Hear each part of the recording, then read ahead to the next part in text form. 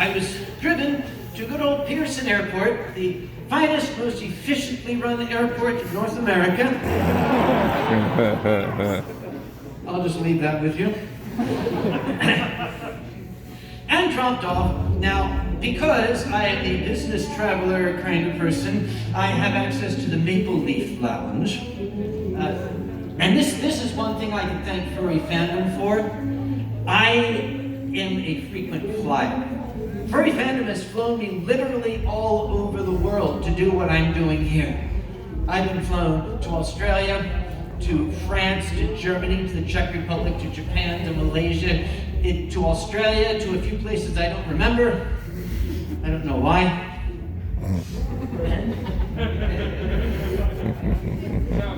I should. But, there we go.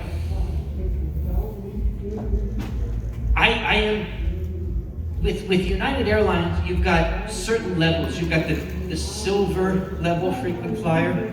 You've got the gold level. You've got the platinum level. Okay, I fly a lot. I am the platinum, silver, gold chairman suck my dick level on United Airlines. I call it the SMD level for short. So when you hear me talk about the SMD level, that's what it is.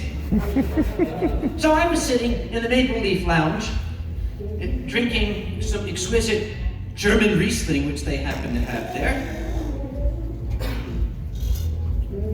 and lovely herbal tea from Tim Hortons. And the lady came on the loudspeaker.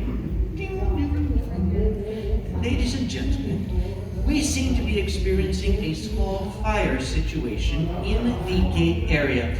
Please do not go to the gate area at this time. I was sitting with, ironically enough, some German gentlemen, and I said, well, that's very good advice. If there's a fire in the gate area, we probably should not go to the gate area. I'm so glad they made that clear. So we were chatting amicably, and about a minute passed, and I thought, wait a minute.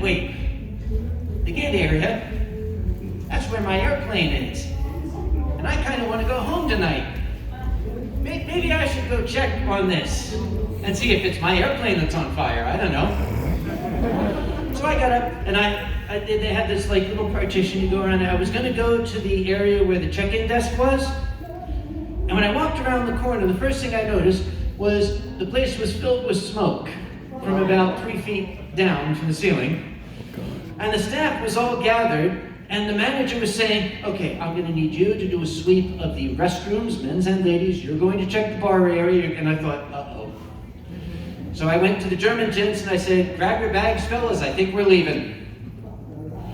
And we started packing up, and a moment later the announcement came on, ladies and gentlemen, we feel it prudent at this time to evacuate the club. Could you please gather in the lobby area? We gathered in the lobby area, and the smoke now was like down to here, and we're all doing this like shuffle thing to keep under the smoke. They opened the emergency exit, and we filed out in good single file order.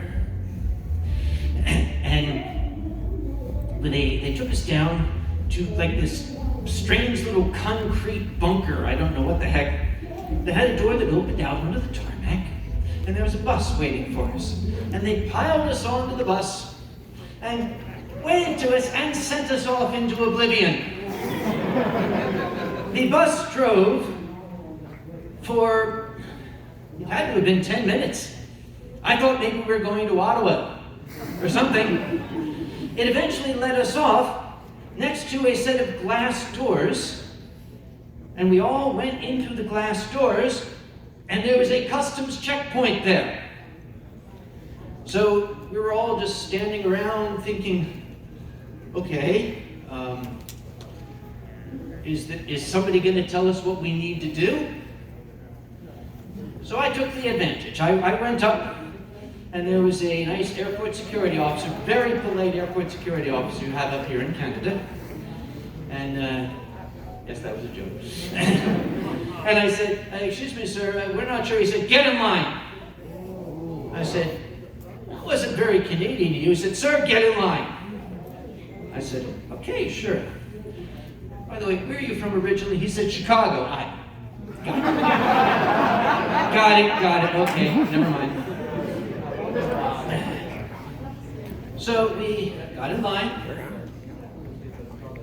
and it was crossing the border again. There was a little gentleman there. I think he was Quebecois because he had one of those little mustaches, kind of like a Poirot mustache, and he was wearing a beret. And I went to him and said, "Citizenship?" I said, "USA." He said, "How long do you expect to be in Canada?" And I said, "Well, about a minute if I have my way." And he looked at me like we don't appreciate jokes. I said, "Well, we were sent here because of the fire." He said, "What fire?" I said, the fire in Terminal 1. He said, "What fire is in Terminal 1? I said, "Okay, let me enlighten you. Look out there. Do you see that beautiful orange glow on the horizon? That's Terminal 1. We were told to come here. So I'm asking you right now, what should we do?" And he looked out at that beautiful orange glow. He took my passport, he went, "Welcome to Canada. Next, please." We found ourselves in a baggage reclamation area. Do we reclaim our bags? What should we do? So this crowd was starting to gather, and I noticed how I saw this, I don't know. It was not a desk. There was like a little three-legged stool with a tiny little sign next to it said information/renseignement. And there was a little fellow sitting on it, and he had a telephone on a cocktail table next to him. I went up and I said, "Excuse me, I wonder if you can help me."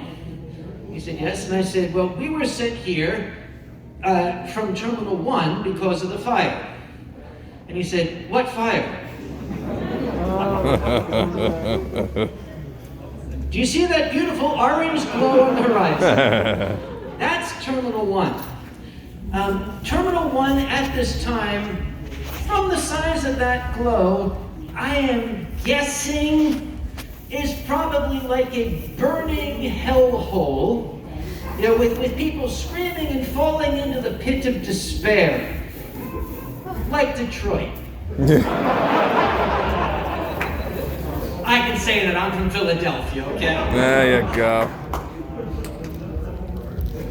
Incidentally, I'm going to pause just briefly, if you would indulge me a moment.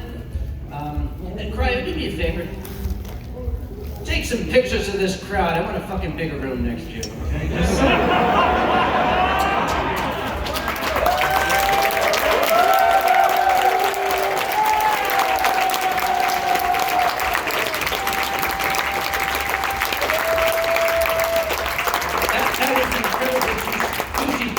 And I apologize to my wonderful host here. Anyway, so I explained to this man that there was a fire in Terminal 1 and that people were dying and running out in flames. It was like the Hindenburg had crashed or something. So I said, "What should we do?" And he looked at me earnestly and honestly in the eyes and said, "I don't know."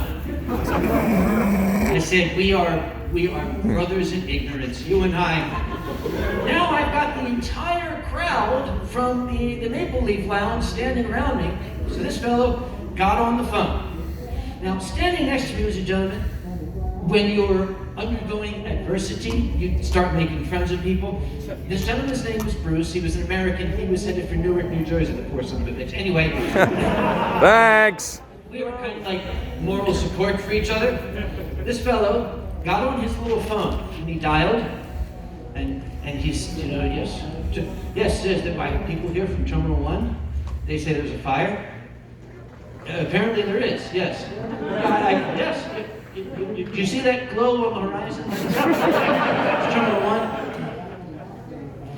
So he said, okay, all right, I'll tell them. Oh, okay, thank you very much, I'll tell them. Yes, thank you. Yeah, merci, okay. So he hung up the phone, and he looked at us and he said, okay, Here's what you need to do. Go down this hallway, about 3 doors down, you see an overhead sign that says terminal. Take a right at that sign. When you go through the doors, turn left. Go down about 100, maybe 150 meters. There's going to be a sign on the right that says air train. Go up the escalator, get on the train, and go to Terminal 1. I said, great, we're going to...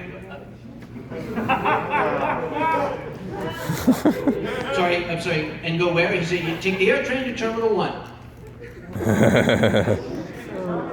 I said, okay, just theoretically,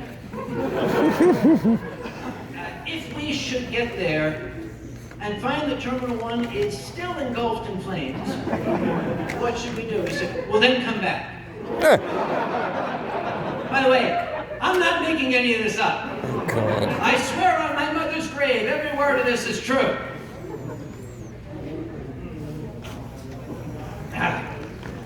Because people say, oh, Uncle Kage makes the stories up. Uncle Kage doesn't have to make the stories up. This shit actually happened.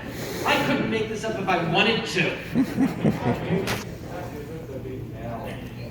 So we got on the air train, and that was the first time, as we all piled on there, that I realized all of us